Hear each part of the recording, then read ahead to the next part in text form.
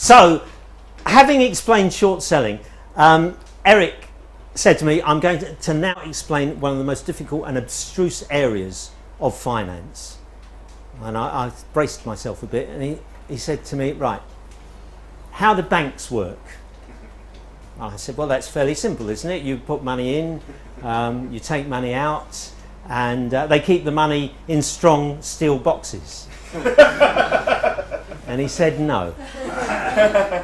And he took out his wallet, and he took some notes out of the wallet. And he said, right, now let's imagine that these 1, 2, 3, 4, 5, 6 notes, imagine that they're all the money that the big financial banks, the big commercial private banks have. I said, well, that's not very much, is it? 1, 2, 3, 4, 5, 6 notes. He said, but each of these notes represents the whole of the UK gross domestic product for a year. I said, well, how can they have that much? He said, never you mind. And he said, right, what we're going to do now, I'm going to test your arithmetic. I said, what do you mean? He said, right, how many notes have I got? I've got 1, 2, 3, 4, 5, 6 notes, all the money that the commercial banks have. Now, suppose they loan out 1, 2, 3 notes. How much have they got left? I said, well, they had 6, they've loaned out 3, they've got 3. He said, no. They've got 1, 2, 3, 4, 5, 6 notes. I said, how did they do that? He said, never you mind.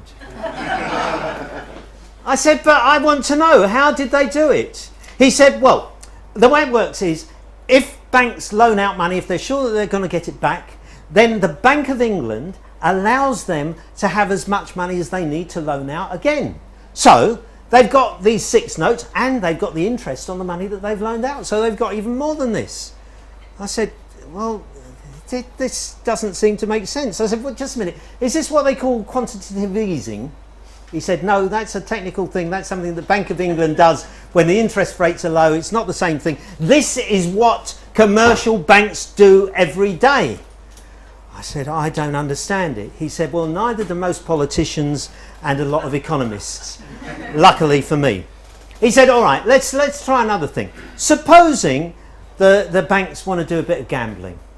I said, what, on the horses, like my dad? He said, no, on the currency exchanges, on the stock market, on derivatives, on all sorts of things. You know, they've got all this money. It would be a shame not to use some of it for a bit of a flutter. And I said, but it's not their money. He said, never you mind. And he said, so, supposing they go to their mathematicians that they employ, and they've worked out a system that is completely fail-safe and cannot lose. So they bet 1, 2, 3 notes on that system. How much have they got left? I said, well, do they win? He said, no, they lose every penny. How much have they got left? And I said, well, they had 6, they gambled away 3, they must have 3. He said, no, they've got 1, 2, 3, 4, 5, 6 notes.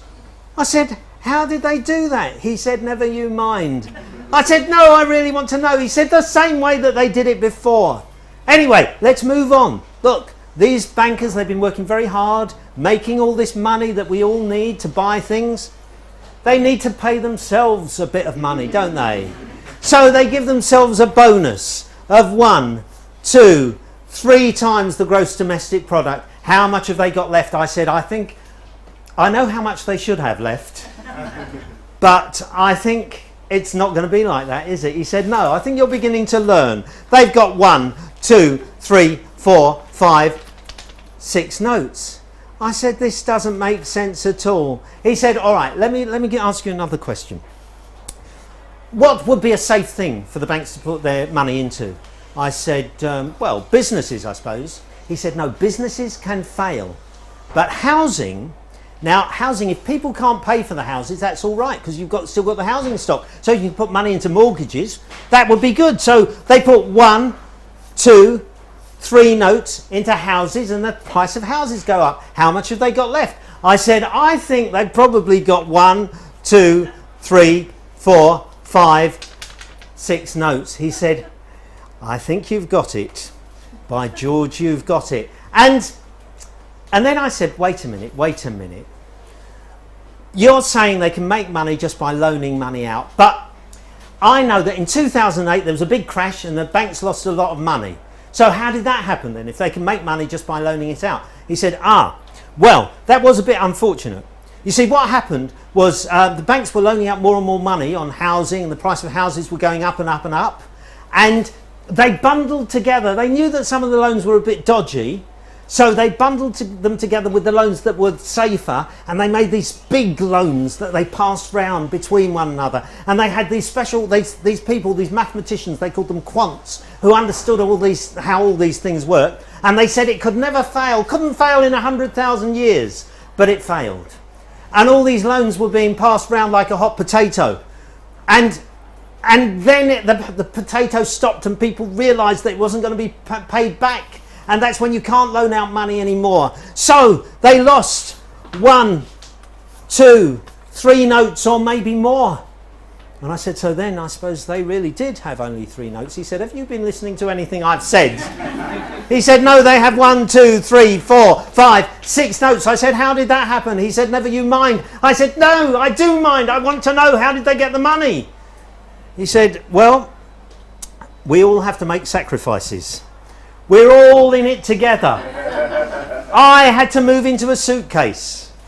And what happened was that the government decided in its wisdom that instead of squandering the money on schools and hospitals and social services and education and universities and art centres, they would give it to the people who really need it. The bankers who make the money that we all need. They're too big to fail. And that is why, you see, we talk about subsidised industries.